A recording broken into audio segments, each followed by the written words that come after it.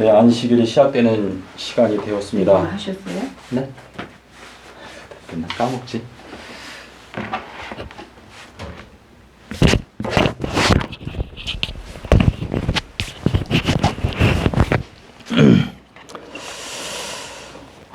오늘 저녁에는 저희가 다니엘서 안에 있는 7 인봉에 대해서 저희가 함께 살펴보는 시간을 갖고자 합니다. 계시록에 가면 7 인봉에 대한 이야기가 나오고 지금 현재 많은 기독 교단들이 7 인봉에 대해서 연구를 하는 그러한 분위기가 조성이 되었죠. 왜냐하면 지금 주님의 다시 오심이 가까이 왔기 때문인데, 자, 우리 계시록에 가면 7 인에 대한 이야기가 어디에 나오죠? 계시록 10장. 계시록 5장에, 예, 계시록 5장에 나오는데 뭐가 나오죠? 보좌에 앉으신 분에 뭐가 있어요? 오른손에 작은 책이 들려 있는데 그 책은 어떻게 돼 있다? 뭐라고 그랬어요? 7 인으로 인봉되어져 있다. 그리고 그 책은 어떻게 기록됐다고 그랬죠? 안쪽과 바깥쪽으로 기록되어져 있다라고 이렇게 기록되어져 있는데 그 책이 무슨 책입니까? 다니엘서라고 믿으십니까? 아멘. 예. 자, 안팎으로 인봉되어져 있다라고 하는 표현이 어디에 나오죠? 안팎으로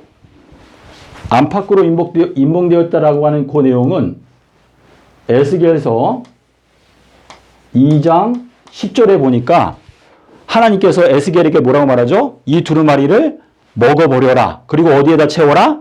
창자에다 채워라. 그렇게 말씀하시는데 여기에서 말씀하시는 두루마리도 역시 안팎으로 기록되어져 있다라고 말하고 있어요. 자, 안팎으로 기록되어졌다라고 하는 그 말씀의 뜻을 알기 위해서는 에스겔서 2장 10절에 나오는 안팎으로 기록되어져 있는 두루마리에 대해서 저희가 살펴봐야 하는데, 여기에서 말하는 요 안팎이라고 하는 요 두 가지 단어죠. 하나는 아니고 하나는 밖인데, 이 말씀의 뜻을 좀 더 이해하기 쉽게 표현하자면 똑같은 내용이 안쪽에도 기록되어져 있고 바깥쪽에도 기록되어져 있다라고 하는 의미를 생각하시면 좀 더 이해하기가 쉬워요. 자, 그런데 이 안팎이라고 하는 이 표현이요, 열왕기상 3장 12절에서 하나님께서 솔로몬에게 지혜를 주실 때 뭐라고 말했어요? 내가 너 이전에도 너 이후에도 너와 같이 총명한 자가 일어남이 없을 것이다 라고 말씀하심으로 말미암아 솔로몬은 이 지구상에 살았던 모든 사람보다 가장 총명한 자로서 하나님께서 선택하신 사람이다. 자, 솔로몬의 뜻이 무엇입니까? 솔로몬은 살렘, 그러니까 평화 또는 완벽, 이러한 단어에서 온 것인데, 이 솔로몬에게 말씀하실 때 이전에도 이후에도 라고 말할 때 전, 후, 요것이 바로 안팎이라고 하는 요 단어입니다. 자, 그래서 우리가 마태복음 24장 15절에 가면 뭐라고 말씀하셨죠? 마태복음 24장 15절에서 읽는 자는 깨달을진저 멸망에 가증한 것이 다니엘의 말한 바 라고 말씀하시고 있는데, 요 예언이 언제 1차적으로 성취가 되었어요? AD 70년. 그렇죠. AD 70년에 성취가 되었죠. 자, 근데 요 예언은 다니엘서 12장 12절에 가니까 1335일에 대해서 말씀을 예언해 놓았는데, 그것은 마지막 때에 또 다시 성취가 되는 예언입니다. 예, 그래서 이것은 역사 속에서 반복되어져서 성취되는 것을 말씀하시기 위해서 여기에 안팎으로 기록되어져 있다라고 이렇게 말씀을 하시고 있는데, 다니엘서가 바로 그렇게 성취가 된다라고 하는 의미를 담고 있는데, 계시록에서 그 책의 인봉을 다 떼고 그 책을 열 수 있는 사람이 없으니까 요한이 어떻게 했어요? 막 통곡을 하고 울었어요. 그때 장로 중 하나가, 자, 장로라고 하는 것은 어떤 의미일까요? 장로는 디모데전서에 보니까 잘 다스리는 자다라고 표현되어져 있는데, 그 내용을 살펴보게 되면 거기에는 먼저 깨닫고 일어서는 사람을 말합니다. 그래서 장로가 뭐라고 말하죠? 울지 말아라. 누가? 유다 지파의 사자. 누구? 다윗의 뿌리가 이기었으니 그가 어떻게 하겠다? 7 인봉을 떼고 그 책을 여실 것이다 라고 말씀을 하셨어요. 자, 그러면 예수님께서 이 일곱 인봉을 떼실 수 있다라고 하는 의미인데, 자, 침례 요한이 예수님을 소개할 때 뭐라고 소개했죠? 내 뒤에 오시는 분은 나보다 강하시다라고 표현을 했어요. 그러니까 침례 요한이 높인 건 누구였어요? 예수님을 높였죠. 근데 이 강하다라고 하는 건 무슨 뜻이에요? 지혜. 잠언 24장 5절에 보니까 뭐라고 말했죠? 지혜가 있는 자는 강하다라고 말씀을 하셨습니다. 자, 우리가 예수님과 다니엘에 대해서 비교해서 생각해 볼 때 어떠한 공통점이 있을까요? 예수님과 다니엘. 인물. 자, 예수님은 군인들이 예수님의 시체를 돌 무덤 속에 넣고 돌을 굴려서 그 돌을 인봉했어요. 그런데 일주일이 맞춰지고 주일 중 첫날이 올 때 하늘에서 번개 모양의 천사가 내려와서 그 돌을 어떻게 했죠? 예, 굴렸어요. 자, 근데 다니엘의 경우는 어떻습니까? 사자. 군인들이 다니엘을 돌 무덤 속에 넣고 어떻게 했어요? 돌을 굴려서 돌을 인봉하였어요. 자, 인봉했는데 다니엘이 거기에서 다시 살아서 나왔죠. 사자고요? 예, 사자굴. 그렇죠. 사자굴에 다니엘을 던져 넣었는데 그 돌을 굴려서 인봉했지만 다니엘은 거기에서 어떻게 했어요? 유다 지파의 사자의 심판을 통과해서 살아서 나왔습니다. 그래서 다니엘과 예수님은 그들이 걸어갔던 길이 굉장히 유사한데 다니엘의 경우도 인봉했고 예수님도 인봉했어요. 이건 무슨 뜻일까요? 예수님도 무덤 속에 놓고 그 예수님에 대한 그 사망 결정이 확실하다는 것을 인봉을 했는데 그 인봉을 떼고 예수님께서 살아서 나오셨습니다. 그래서 예수님은 영원한 몸으로 나오셨어요. 근데 다니엘의 경우에도 자, 유다 지파의 사자가 우리를 심판하는 분이신데 그분께서 우리를 심판하시고 다니엘의 경우에는 하나님께서 어떻게 했죠? 천사를 보내셔서 그 사자의 입을 인봉하셨다라고 말씀하시고 있습니다. 그래서 예수님께서 걸어가신 길과 다니엘이 걸어간 길이 굉장히 유사한데 다니엘이 사자굴에서 나온 다음에 그 다음에 하나님께서는 다니엘에게 일곱 인봉의 예언을 주셨어요. 자, 그래서 우리가 일곱 인봉이 이 내용이 굉장히 중요한데요.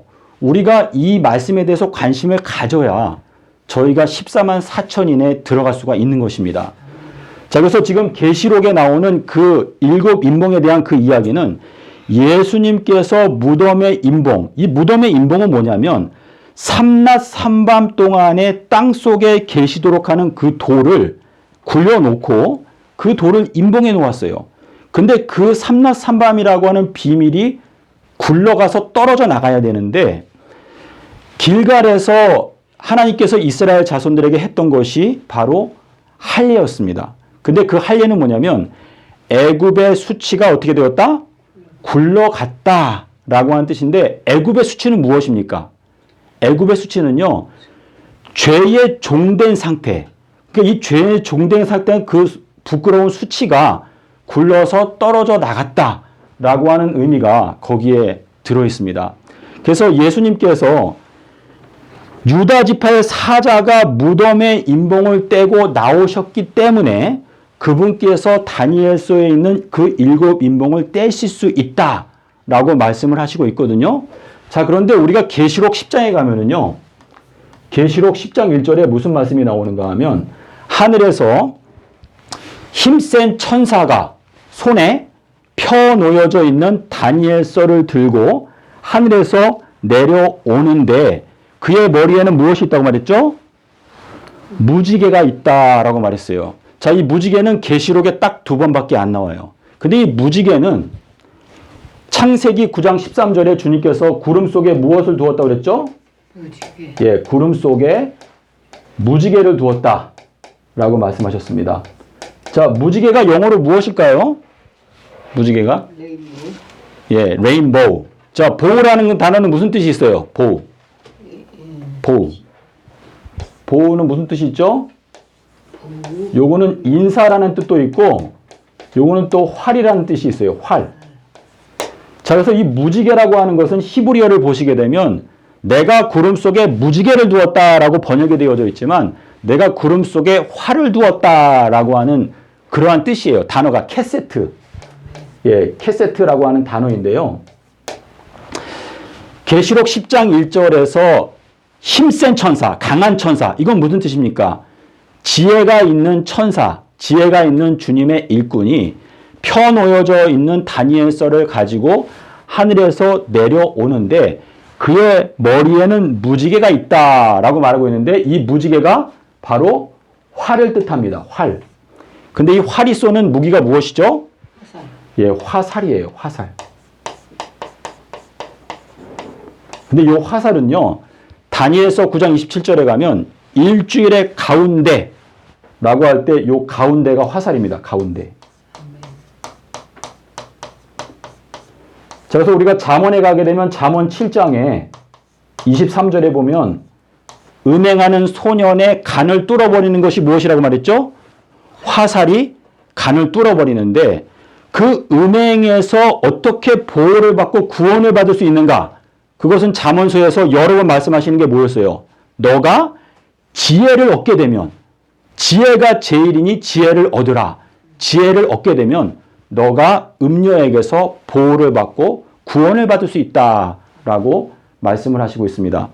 자, 그래서 계시록 10장 1절에서 그 강한 천사가 펴놓은 책을 갖고 내려온다라고 하는 그 말은 그 강하다라고 하는 단어 속에서 그 사람은 지혜가 있다라고 하는 뜻이고 예수님께서 주시는 그 지혜를 가지고 내려온다라고 하는 의미가 있는 것입니다.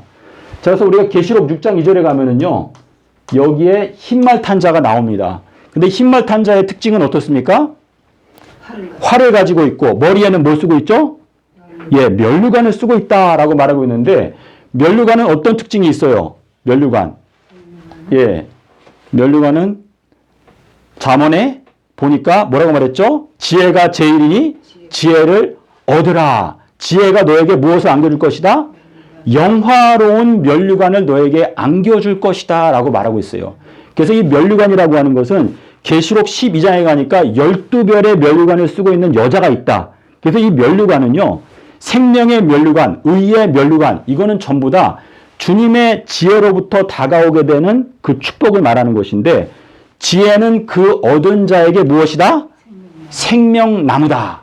그러니까 지혜는 예수님 자체이신데 예수님께로부터 오는 그 지혜를 내가 배우게 되면 내가 생명나무를 얻게 되는 것이다 라고 말씀을 하시는 것입니다. 예, 그래서 우리가 다니엘서에 있는 7 인봉을 좀 말씀을 드리겠습니다. 자, 다니엘서에는 7 인봉이 있는데 교차 대꾸법으로 7 인봉이 구성되어져 있어요. 근데 우리가 보고 있는 이 한글 성경에는 번역이 제대로 되어 있지 않습니다. 그래서 우리가 그 내용을 자꾸 잘 이해를 못하는 것인데 다니엘이 사자굴에서 나온 다음에 다니엘서 8장부터 12장까지 7개의 인봉을 말씀해 주셨어요. 근데 이 7개의 인봉은 언제 열린다고 말씀하셨죠? 예, 여기에서 끝까지 어떻게 그랬어요? 끝까지 어떻게 하라? 인봉에 두어라 라고 말했어요. 자, 근데 이 끝이 뭐라고 말했죠? 끝? 이 끝은 캐치라고 하는 단어인데 이것이 뭐라고 그랬어요? 아모스 8장 1절과 2절에 보니까 뭐라고 말했죠? 여기에 여름 광주리. 예, 여름 광주리가 뭐라고 그랬어요? 요게 여름이 끝. 예, 여름이 끝이라고 했어요. 끝.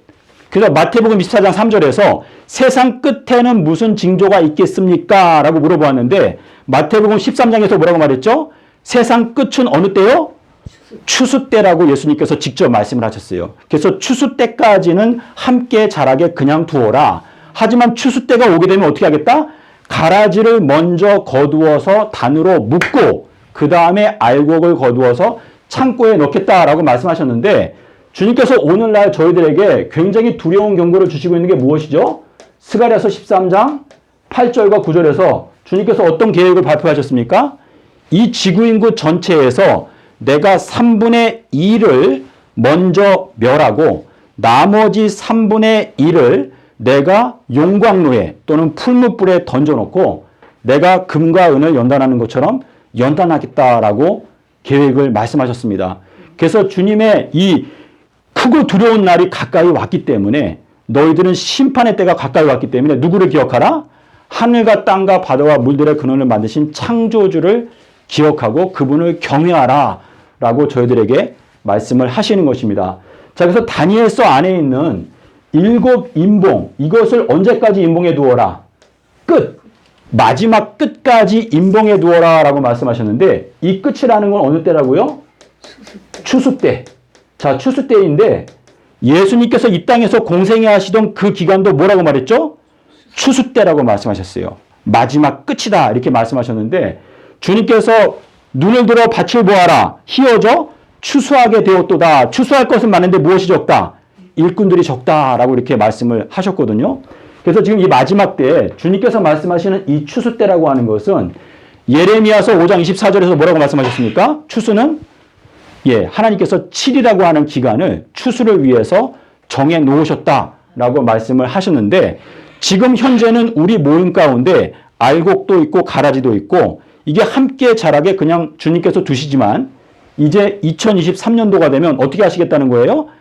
알곡과 가라지를 이제 추수하시는 때가 오게 되면 가라지를 먼저 거두어서 단으로 묶겠다.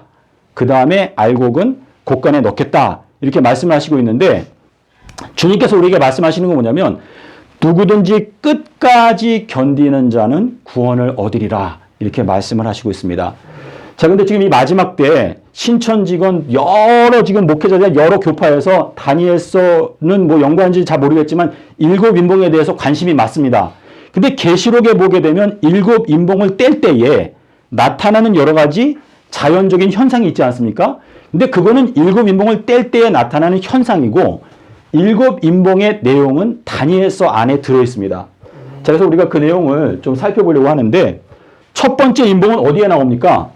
다니엘서 8장 26절에 저희가 지난 시간에 말씀드렸죠. 마레와 하존이 있다고 말씀을 드렸어요. 자, 이게 좀 들으면 맨 처음엔 생소하지만 자꾸 듣다 보면 이게 굉장히 이해가 쉬워요. 자, 마레는 뭐라고 말했죠? 쓴 경험. 하존은 뭐라고 말했어요? 하존은 여러 날 후의 일이다 그랬어요. 여러 날 후의 일이니까 그거는 끝까지 어떻게 하라? 임봉해 두어라 라고 말했어요. 자, 그래서 다니엘서 8장 26절에 보니까 뭐라고 말했죠? 이미 말한 바 조속에 관한 이 말에는 확실한데 무엇은? 하존은 임봉해 두어라. 그것은 여러 날 후의 일이다 라고 말했어요. 여기에서 말하는 이 이상, 이 하존이라고 하는 것은 이거는 실제로 우리가 예언을 연구하고 깨닫게 되니까 어떻게 돼요? 2300달이다. 요게 지금까지 임봉되어져 있었던 것인데 지난 2500년 동안 이것이 닫혀 있다가 주님의 권능으로 이것이 이제 열릴 때가 되었기 때문에 우리가 이것을 이해할 수 있는 은혜를 얻게 된 것입니다. 자, 그리고 이제 다니엘서 9장에 가면은요. 9장 24절에 가면 여기에 이런 말씀이 있습니다. 죄를 임봉하라. 죄를 임봉하라. 자, 성령께서 오시면 하시는 일이 뭐죠? 세 가지가 죄에 대하여, 의에 대하여, 심판에 대하여 세상을 책망하신다. 근데 죄에 대하여 책망하시는 건 뭐라고 그랬어요? 그들이 나를 믿지 아니하며 라고 말했는데 지금 이 죄를 임봉한다라고 하는 이 말씀은 이사야서 8장 16절에 보면 나의 제자들 중에서 나의 율법을 어떻게 하라? 임봉하라 라고 말했어요. 그래서 이것은 주님께서 그분의 얼굴을 가리우시는 것이다 라고 여기 8장 16절 이후에 설명을 하시고 있는데 지금 이 성경 전체에서 십자가로 말미암아 세워진 계명은 아비벌 15일밖에 없습니다. 이 아비벌 15일은 십자가로 말미암아 세워지는 새 언약이에요. 그래서 주님께서 이마의 표라고 말씀하신 게 어디에 나오죠? 출애굽기 13장 8절, 9절, 16절에 보면은요. 아비벌 16일이 너희들의 이마에 무엇이 되게 하라? 표가 되게 하라. 이렇게 말씀을 하셨는데 자, 아비벌 15일이 왜 중요하죠? 아비벌 15일은 사람이 친구를 위하여 목숨을 버리면 그것보다 더 큰 사랑이 없다라고 하는 그 말씀 속에서 십자가는 하나님께서 보여주실 수 있는 가장 최대의 사랑이 나타난 것이 십자가예요. 그래서 그 십자가의 사랑을 우리가 바라봐야 저희들이 아버지의 완전한 대로 나갈 수가 있는데 그 십자가를 영원토록 기념하기 위해서 제정한 것이 바로 아비벌 15일 큰 안식일입니다. 하나님께서 왜 안식일이란 단어 앞에 큰 자를 붙였을까? 이거는 이 십자가에서 얻게 되는 구원은 이거는 큰 구원이에요. 하나님 전능자께서 우리에게 보여주실 수 있는 가장 큰 사랑이 십자가에서 나타났기 때문에 그래서 주님께서 저희들에게 내가 너희들에게 창조의 사랑도 보여줬지만 창조의 사랑과는 비교가 되지 아니하는 십자가의 사랑 이것을 너희가 이마에 새겨 넣어라. 그리하면 내가 너희들에게 영생을 주겠다라고 하는 약속을 하신 것인데 여기 다니엘서 9장 24절에서 말씀하시는 것은 그 하나님께서 얼굴을 가리우셨다. 자, 얼굴은 무슨 뜻이죠? 얼굴은 번개를 뜻해요. 다니엘서 10장 6절에서 예수님의 얼굴은 번개빛이다. 근데 이 번개는 지성소에서 흘러나오는 영광입니다. 그래서 이 지성소는 예수님의 십자가와 직결되어 있기 때문에 지성소가 언제 열렸습니까? 예수님께서 죽으실 때 열렸어요. 그래서 그 지성소에서 흘러나오는 그 번개빛이 지난 세월 동안에 지금 감추어져 있다가 이제 마지막 때 주님께서 여시겠다. 그게 죄를 인봉해 두었다라고 하는 의미이고 자 그리고 여기 9장 24절에 보면은요 이런 말씀이 있습니다. 선지자와 그리고 똑같이 하존이에요. 하존을 인봉하라라고 하는 말씀이 있습니다. 자, 근데 여기에서 말씀하시는 요 하존은요, 다니엘서 9장에서 말하는 예언은 70일의 예언입니다. 그래서 이 70일의 예언이 두 번 반복되어서 성취가 되는데, 자, 우리 다니엘서 9장에 이런 말씀이 있어요. 곤란한 중에 무엇이 건축된다? 성벽과 거리가 건축된다라고 하는 말씀이 있어요. 자, 성벽과 거리는 무엇을 뜻합니까? 성벽은 두께가 몇 규빗이죠? 144 규빗이에요. 계시록 21장 17절에 나오죠. 그래서 이 성벽이라고 하는 것은 14만 4천인들을 뜻해요. 그리고 그 안에 있는 뭐예요? 거리, 광장, 수많은 무리. 이거는 셀 수 없이 많이 구원받게 되는 이방인들을 뜻하는 것인데 다니엘서 9장 25절에서 말하는 그 곤란한 중에 성벽과 거리가 건축된다라고 하는 이 말씀은 언제 성취가 되는 거예요? 이 마지막 때에 성취가 되는 것인데 자 70일의 예언이 예수님을 중심으로 한번 성취가 되었죠. 그건 뭐예요? 모퉁이 돌이 완성될 때까지 한번 성취가 되었고 그 다음에는 그 모퉁이 돌 위에 무엇이 지어집니까? 성벽과 거리가 건축되어지는데 그 성벽과 거리가 건축되는 것을 위해서 두 번째 성취가 됩니다. 그래서 다니엘서 9장에서 그 곤란한 동안에 성벽과 거리가 건축이 되리라라고 말씀을 하신 것입니다. 그래서 이것은 7번의 윤년과 62번의 윤년, 윤달 이것이 지나가는 동안에 성취가 된다는 것을 임봉해 두었다. 하지만 이 마지막 끝에 가서 이제 이것이 열린다라는 것을 말씀을 하시는 것입니다. 자, 그리고 이제 네 번째는요. 다니엘서 12장 1절에 가면 무슨 말씀이 있죠? 책에 기록된 자는 구원을 받는다라고 하는 말씀이 있어요. 책에 기록된 자는 구원을 받는다. 자, 여기에 나오는 이 책이 무슨 책일까요? 책. 생명책. 예, 생명책이죠. 자, 생명책인데 우리가 4절에 가면 이런 말씀이 있어요. 그 책을 임봉하라라고 하는 말씀이 있어요. 자, 그래서 이 1절이랑 4절이 두 번 반복이 되는 것인데 1절에서 말씀하신 그 생명책을 4절에서 그 책을 임봉해 두어라 라고 말씀을 하시고 있습니다. 자, 그리고 여기 4절에 똑같이 한 번 더 말씀하시는 게 뭐냐면 그 말씀들을 임봉해 두어라. 그 말씀들을 임봉해 두어라 이렇게 기록하고 있는데요. 여기 12장 4절에서 말씀하시는 그 말씀들은 10장, 11장, 12장입니다. 그래서 이 내용을 임봉해 두어라 이렇게 기록을 하고 있고 자 그리고 이제 12장 어디죠? 12장 7절에 가면 뭐라고 말씀하셨죠? 하늘을 가리켜 맹세하여 가라사대 뭐라고 말했습니까? 반드시 한 때와 두 때와 반 때를 지나서 성도들의 권세가 다 깨어지기까지 하리니 그때 무엇이 온다? 끝이 오리라 라고 말씀을 하셨습니다. 주님께서 말씀하시는 것은 다니엘서 7장에서 말씀하시는 것처럼 그 작은 뿔의 세력이 어떻게 나서 성도들이 그 손에 붙여진 바 되어서 한때와 두때와 반때를 지나리라. 성도들의 권세가 다 깨어진다 라고 이렇게 말씀하셨는데, 여기 요 7절에 있는 요 말씀이 임봉이 되었고, 그리고 마지막 7번째 임봉은 무엇입니까? 7번째 임봉 12장 12절, 여기 뭐라고 되어 있죠? 1290일과 1335일을 임봉하라라고 말씀을 하셨습니다. 그래서 우리가 이 내용을 제가 지금 자세히 설명을 그러니까 지금 여기 1290일 그리고 1335일 요거는 어떻게 되죠? 혹시 아시는 분 계신가요? 자, 여기 한때 두때 반때 요건 어떻게 됩니까? 한때 두때 반때.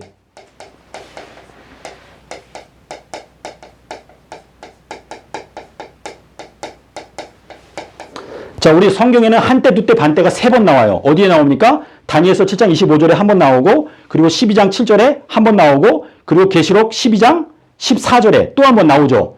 자, 근데 다니엘서 7장 25절은 임봉하라는 말씀이 있어요, 없어요? 다니엘서 7장 25절에 나오는 한때, 두때, 반때는 임봉하라는 말씀이 없어요. 하지만 12장 7절은 뭐라고 말했어요?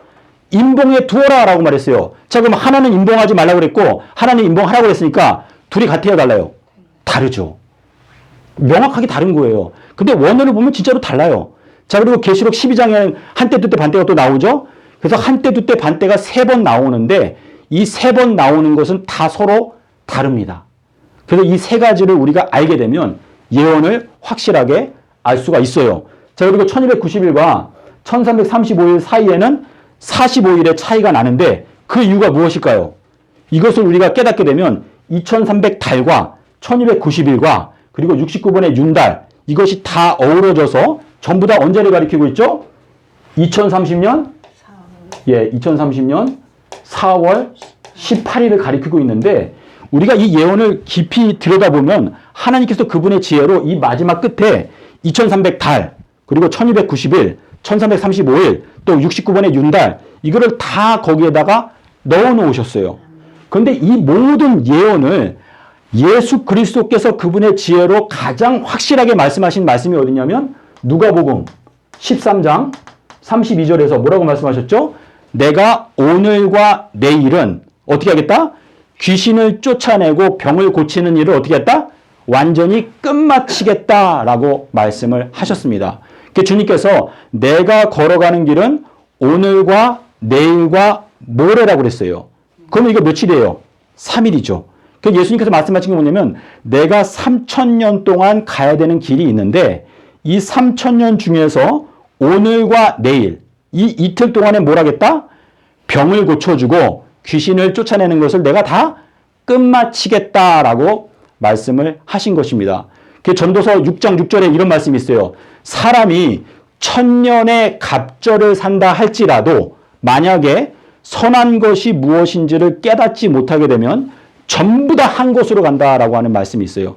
1000년의 갑절이라고 하는 것은 2000년을 말하는 것인데 솔로몬이 예수님의 그 계획을 깨닫고 전도서 6장 6절에서 그 말씀을 기록해 놓은 것인데 호세아 6장 2절에서 이틀 만에 여호와께서 우리들을 어떻게 하시겠다? 다시 살리시겠다라고 말씀을 하셨습니다. 예수의 증거는 예언의 영이다라고 하는 이 말씀을 저희들이 믿는 믿음을 가져야 됩니다. 주님께서 예수의 증거는 예언의 영이다라고 말씀을 하셨는데, 자, 우리 일곱 인봉이요 그냥 대충 기록된 게 아니에요. 교차대꾸법이라는 말씀을 들어보신 적 있으신가요? 교차대꾸법? 교차대꾸법이 무엇일까요? 자, 우리 일곱 인봉이 어떻게 되어 있냐면요 이렇게 되어 있어요. 이 인봉하다라고 하는 단어가 이 두 가지가 사용되어 있어요. A, B 이렇게 사용되어 있는데 이것이 A, B, A, B, B, B, A 이런 패턴으로 정확하게 기록되어 있어요. 그래서 우리가 이 내용을 살펴보게 되면 다니엘서 안에 있는 이 일곱 인봉이 하나님께서 그분의 지혜로 이거를 아주 일정한 패턴, 이거를 신학적으로는 교차대꾸법이라고 하는데 좌우 대칭으로 이렇게 기록을 해 놓으셨는데 요 A, B가 하나는 세텀이라고 하는 단어입니다. 세텀. 또 하나는 해텀. 이 두 가지가 둘 다 임봉하다라고 하는 단어인데요. 이것이 교차대꾸법으로 기록이 되어져 있는데 지금 주님께서 우리에게 이것을 열어주시는 것은 우리에게 사명을 주시는 거예요. 그래서 우리가 이 진리의 말씀을 받고 주님께서 이렇게 말했어요. 나와 함께 하지 아니하는 자는 나를 반대하는 자요. 나와 함께 모으지 아니하는 자는 흩어버리는 자다라고 평가하셨습니다. 그래서 우리가 사자가 울부짖은즉 뭐라고 말했죠? 누가? 누가 두려워하지 않겠으며 여호와께서 말씀하신즉 누가 예언하지 않겠느냐라고 말하면서 모세는 이렇게 말했어요. 나는 우리 이스라엘 백성 전체가 다 선지자가 됐으면 좋겠다라고 말했는데 고린도전서 14장에서는 사도 바울이 4번에 걸쳐서 강조했습니다. 나는 너희가 특별히 예언하기를 원한다. 예언하기를 사모해라 라고 말씀을 하셨는데 우리가 이 마지막 때 예수님의 은혜를 입게 되면요. 예수님의 음성을 알아들을 수 있는 은혜를 받게 돼요. 그래서 예수님의 말씀을 알아듣게 되면 예수님의 증거는 예언의 영이기 때문에 우리가 예언의 말씀을 깨닫고 예언을 할 수가 있게 되는 것입니다. 주님께서 들풀에 대해서 말씀하실 때 오늘 있다가 내일 아궁이에 던져지는 들풀도라고 하는 말씀하셨는데 그 말씀이 무슨 뜻입니까? 그것도 역시 오늘과 내일인데 주님께서 2000년을 바라보고 말씀하신 거예요. 오늘은 1000년, 내일도 1000년인데 이 내일이라고 하는 기간에는 너희가 무엇이 있다? 아궁이가 있다. 풀무불이 있다. 라고 말씀을 하시고 있는데 주님께서 다니엘을 통해서 우리에게 주시는 경고는 이제는 개국 이래로 없던 환란이 오니까 평소보다 몇 배가 7배가 더 뜨거운 풀무불의 때가 오기 때문에 너희가 무엇을 준비해라? 주 하나님 만나기를 예비해라 라고 말씀하시면서 너희가 이제 3일 안에 요단강을 건너갈 거니까 무엇을 저장하라고 말했죠?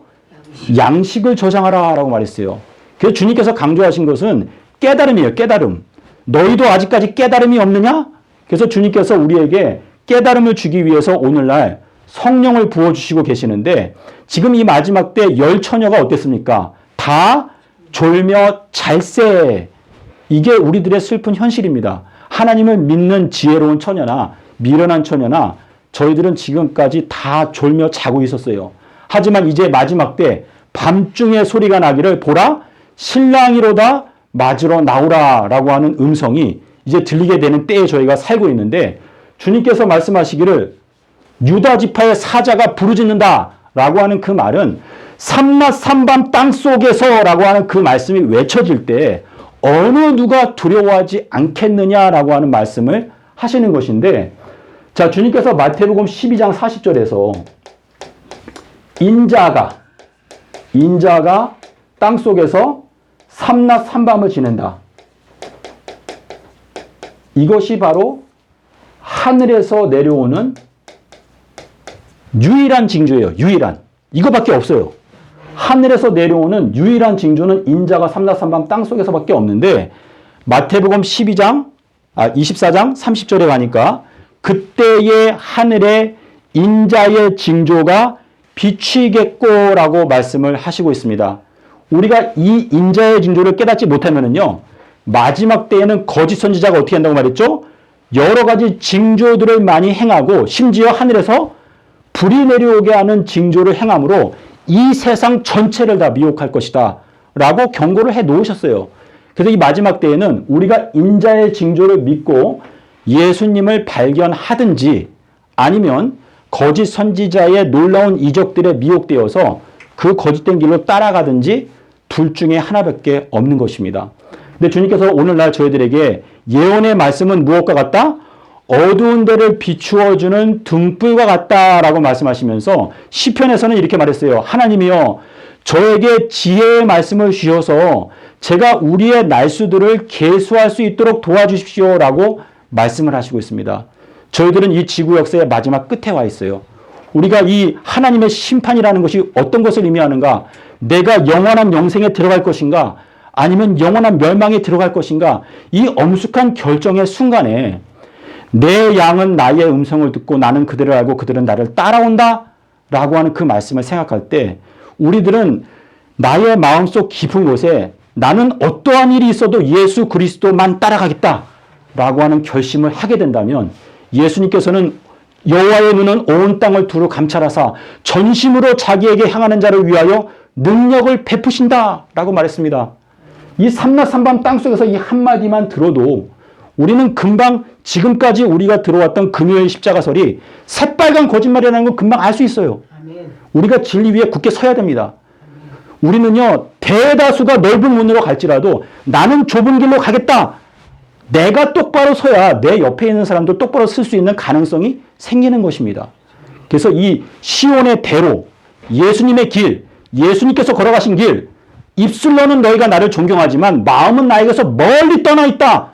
라고 하는 그 선고가 오늘날 지금 현 기독교회를 예수님께서 책망하시고 있는 것입니다. 그래서 우리가 내 마음을 주님께로 온전히 정하고 여러 가지로 역경과 어려움이 있어도 나는 오로지 예수님만 따라가겠다라고 하는 결정적인 결심을 하고 나의 모든 운명을 주님께 맡기도록 합시다. 그래서 오늘 주님께서 이 다니엘서에 이 7 인봉의 비밀을 주셨는데요. 이거를 좀 이렇게 우리 지성이 있는 분들이나 이 주님의 사업에 열심히 있는 분들이 이것을 깨달아야 이 마지막 때 다시 오시는 예수님을 아주 정말 성대하게 우리가 환영할 수가 있는데 연구하도록 합시다. 네, 오늘은 여기까지 하고 마치겠습니다. 감사합니다.